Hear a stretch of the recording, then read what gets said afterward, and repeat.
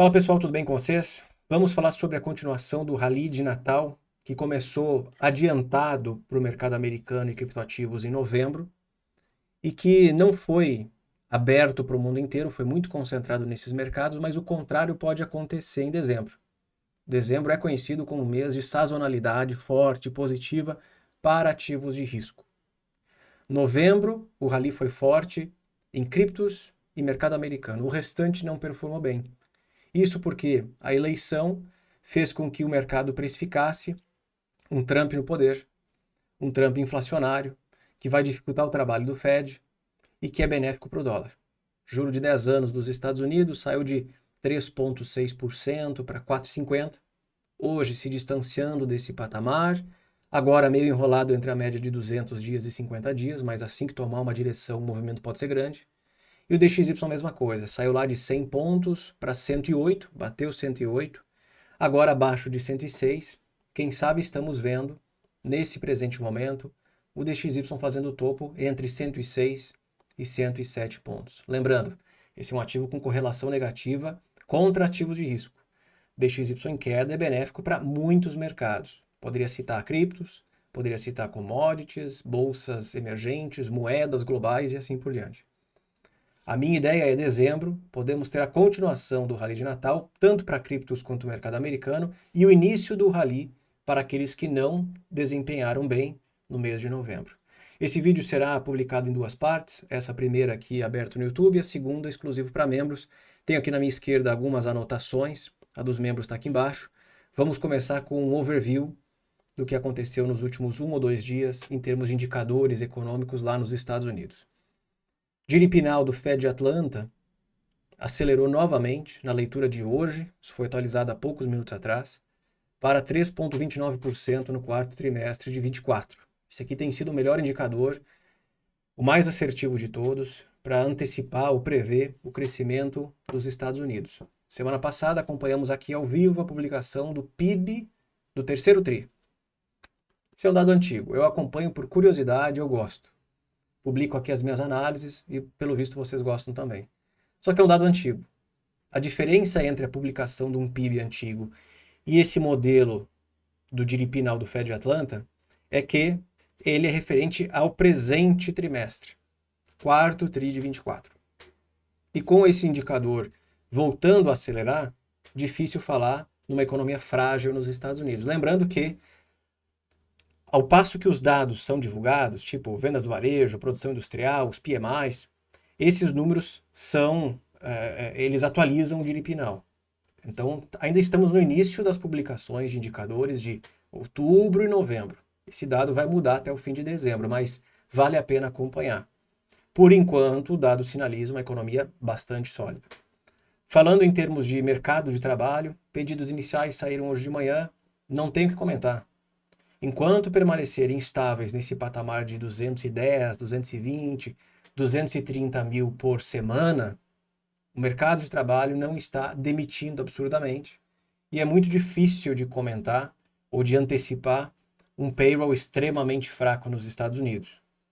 Porque seria normal, num momento como esse, o Fed está cortando o juro, payroll está desacelerando, pedidos iniciais estarem subindo. Não é o caso.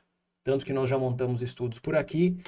Historicamente, num momento como esse, curva de juros desinvertendo, pedidos iniciais já deveriam estar mais próximos de 300 mil, 350 mil do que 200. E não é o que acontece. O Eduardo, que é membro aqui do canal, fez uma pergunta, porque hoje eu teria que publicar para eles um vídeo semanal. A gente não fez live de manhã, então eu prometi a publicação de um vídeo, que eu vou gravar depois desse.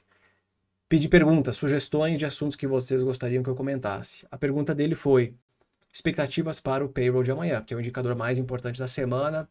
Não sei se é o mais importante do mês ou o segundo mais importante. Ele está ali junto com o CPI da semana que vem. Minhas expectativas. O mercado está prevendo payroll de 202 mil. Temos que lembrar que é muito provável que o payroll de outubro seja revisado por questões climáticas, lembram? O payroll veio 12 mil. Acho que o payroll de outubro será revisado. Não sei se é para cima ou para baixo, nós vamos acompanhar isso ao vivo. Então temos que lembrar disso. Falando sobre novembro, Com os pedidos iniciais nesse nível de 200 e poucos mil, é difícil falar de um mercado de trabalho fraco. Embora a tendência do payroll tenha sido de desaceleração. Cadê? Payroll está aqui na direita, um pouco mais para baixo. Payroll mensal são as colunas em azul. A média de 3 meses, que é importante de acompanhar. Contínua desaceleração desde 2021. Desacelerando aos poucos. Economia que aos poucos contrata menos, ponto. Em alguns momentos temos um repique, como foi o fim do ano passado, início desse ano, depois desacelera de novo, até o número mágico, 12 mil, que foi uma aberração por conta de fatores climáticos. Esse número provavelmente será revisado, mas o que importa também é novembro. A tendência é clara, a economia está contratando menos. Isso joga contra a minha previsão de que talvez novembro tenhamos um número forte. Outra coisa que me leva a crer que a situação não está tão dramática assim é quando nós olhamos para a JOLTS, que saiu terça-feira, acompanhei com vocês ao vivo. JOLTS está estabilizando aqui na casa de 7,7, logo abaixo de 8 milhões de vagas de emprego disponíveis, que era o pico do pré-pandemia. Então já faz 4 meses que o JOLTS está ali travado em 7,7 milhões. Isso me leva a crer que, do lado da oferta de vagas de emprego ou demanda por trabalhadores, as coisas estão estabilizando. Ao mesmo tempo, poderia dizer que não existe tanto espaço para o Fed cortar o juro, afinal de contas, as coisas não estão tão ruins assim. A tendência do JOLTS, entretanto, é clara, assim como do payroll, é de desaceleração. Quanto mais números nós identificarmos que estão estabilizando nesse patamar logo inferior a 8 milhões, maior a probabilidade de termos encontrado o fundo do mercado de trabalho americano. E quem sabe uma reaceleração em algum momento. Eu não sei. É o que nós vamos identificar em breve. Então, olhando para essa conjuntura, esses vários indicadores, pedidos iniciais, estável. Não é nada recessivo. JOLTS, estabilizando. Qual a probabilidade do payroll voltar a surpreender? Nós vamos descobrir em breve. Então, eu hoje não apostaria num payroll fraco, por exemplo. O que contraria essa história de que o DXY vai continuar caindo, não é mesmo? Essa história de que o DXY está fazendo topo aí nos 106, 107 pontos. Me parece que está, mas isso essa tese pode estar em risco, caso os números venham muito fortes, tá? Mesma coisa serve para o juro de 10 anos, que está no momento, olha aqui, tá embolotado na média de 200 dias e 50 dias, ok? Só vou deixar isso aqui para vocês. Então, respondendo à pergunta do Eduardo, é aquela coisa, não aposte contra o mercado de trabalho americano, certo? Do contrário, se os números vierem mais fracos, bom, esse movimento aqui vai continuar, juro caindo, DXY caindo, e ativos de risco vão gostar muito disso. Ainda porque dezembro é um mês de sazonalidade positiva, certo? O que mais? Falando sobre mercados, então, como eu comentei, aumentando a probabilidade do DXY fazer topo aí pelos 106, 107 pontos, me parece que o mercado já está antecipando isso, porque hoje não saiu assim nada de relevante na agenda macro. Tá? Pedidos iniciais vieram acima do esperado, mas ainda num número muito bom. O mercado parece estar antecipando isso, porque quando eu olho para bolsas desenvolvidas, exceto Estados Unidos, exceto Canadá, quando eu olho para mercados emergentes, hoje foi um pregão muito positivo para esses ativos. Eles já parecem estar antecipando algum movimento maior no DXY. Por que o DXY é tão importante para esses mercados? Por quê? Porque quando eu vou comprar bolsa na Argentina, vou comprar bolsa no México, vou comprar bolsa na Europa, os investidores levam em consideração não só a apreciação do mercado em si, da ação que eu comprar, da bolsa que eu comprar, mas também da moeda. Então, o melhor cenário possível vou comprar bolsa no México, eu espero que o peso mexicano também se valorize. Assim eu ganho na valorização da moeda local e também no ativo em questão. Se eu quero comprar bolsa no Brasil, eu gostaria que o dólar caísse, o real se valorizasse, a bolsa subisse, porque depois o estrangeiro devolve o dinheiro fazendo um câmbio mais barato e com ganho da operação. Então, o ideal seria esses dois ativos andarem no mesmo caminho. Bolsa para cima e, no caso, o dólar para baixo, né? Ou a moeda local para cima. Por isso que o DXY é muito importante para a gente. Eu não quero comprar bolsa emergente ou mercados emergentes com o dólar ganhando força. Tanto que fica muito claro, já mostrei isso para vocês, que setembro, vou pegar desde setembro aqui, cadê? Setembro, mais para o finzinho de setembro, ok? Todos os gráficos estão sincronizados, começando aqui no dia 26 de setembro. O que aconteceu com o mercado, com o mercado global? VT é uma ETF de mercado global, subiu. O que aconteceu com o Russell 3000, que seria a bolsa americana, subiu. Olha o que aconteceu com a bolsa de mercados desenvolvidos, exceto Estados Unidos, caiu forte, inclusive, até aqui o fundo, que foi 20 de novembro. Emergentes, a mesma coisa. Então, por isso que eu falo tantas vezes para vocês, novembro foi ótimo, depende para quem. Criptos e mercado americano, o resto não foi legal. Reparem que tanto VEA, que é essa ETF de bolsas desenvolvidas tirando os Estados Unidos, e emergentes, encontraram um certo suporte aqui na média de 200 dias.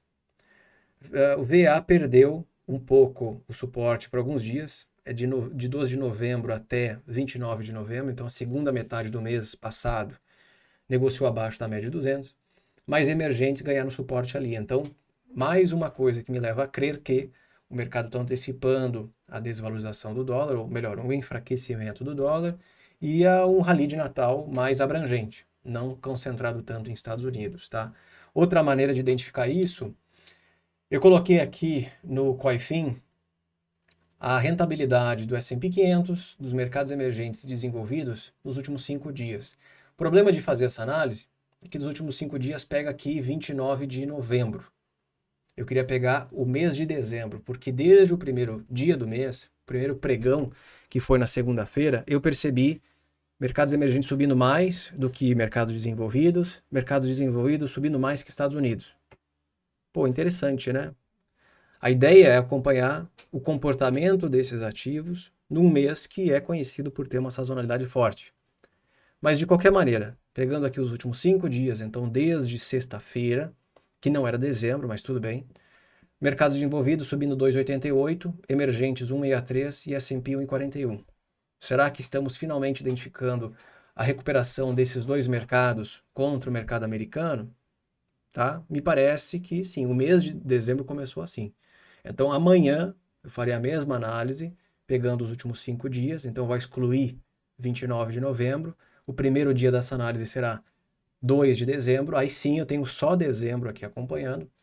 Teremos de novo mercados desenvolvidos em alta, emergentes em alta e o S&P logo atrás. Isso me leva a crer que o rally de alta não está mais tão concentrado nos Estados Unidos. É o que está aparecendo.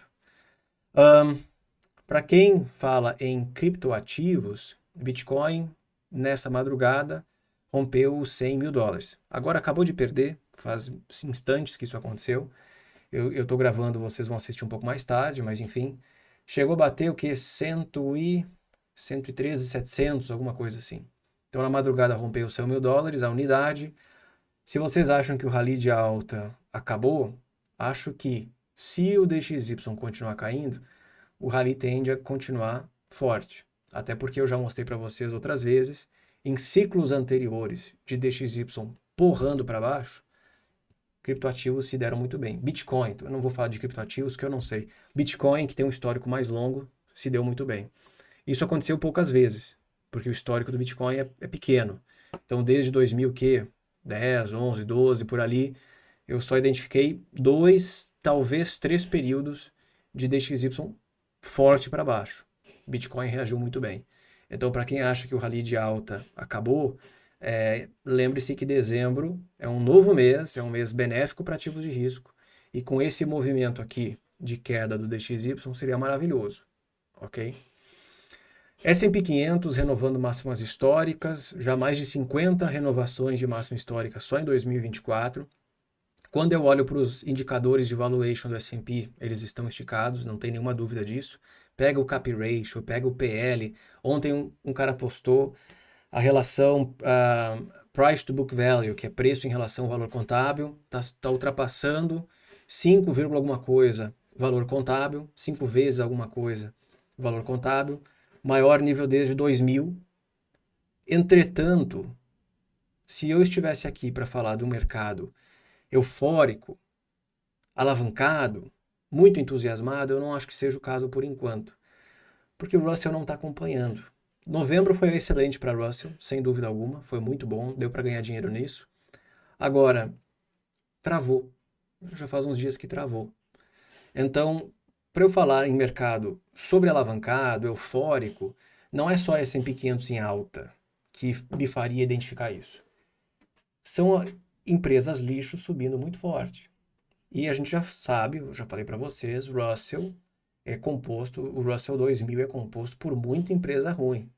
Mais ou menos a metade nunca deu lucro. Então, é natural que num momento de euforia, absolutamente tudo suba, inclusive ativos que são considerados de baixíssima qualidade.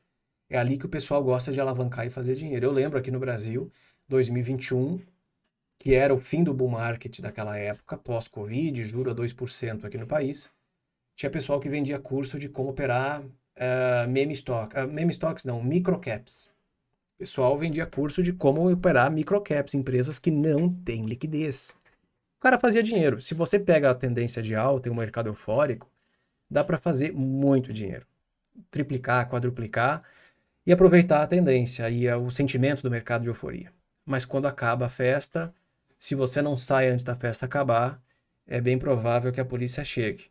Então, para falar em mercado sobrecomprado, assim, as métricas do S&P não ajudam muito ele, mas o sentimento para mim ainda não está excessivo, aquela euforia maluca. Eu poderia perceber isso com o Russell subindo sem parar. Ele só agora está renovando as máximas de 2021.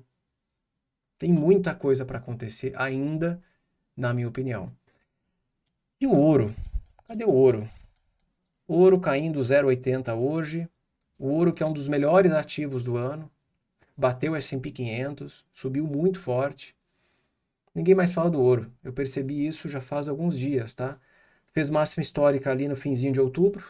Em novembro derreteu muito forte, depois tentou recuperar e hoje está operando ali entre 2.600, 2.700 dólares, nos mesmos preços de novembro ou de 11 de outubro ou até 20 de setembro.